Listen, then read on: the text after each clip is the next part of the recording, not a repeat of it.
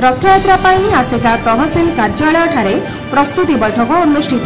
आमर हस्तगत होइथिबा संवाद अनुसार आज अर्थात शुक्रवार अपराह्न 12 घंटा समय तहसिल कार्यालय ठारे एक बैठक अनुष्ठित हो जाइछि।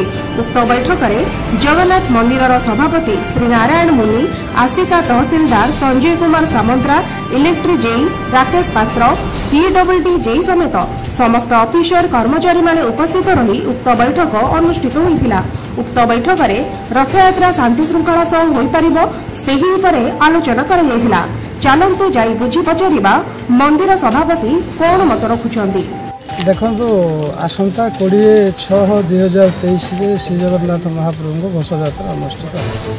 तेणु यात्रा को किभली शांति और श्रृंखला परिचालन करा आज माननीय तहसीलदार सभापतित्व में विभिन्न प्रशासनिक अधिकारी जो मानकर रथयात्रा समय आवश्यकता अच्छी यथा फायर एक्सटिंग्विशर्स, इलेक्ट्री, पुलिस एनएसी आस्का ए समस्त को आज डक एवं समस्त उपस्थित आज सभा अनुष्ठित होता। समस्त प्रशासनिक अधिकारी यात्रा को श्रृंखला एवं एक उच्चकोटर यात्रा परिणत करने समस्ते मतामत प्रकाश करते एवं आज ताकि निर्धारण होता।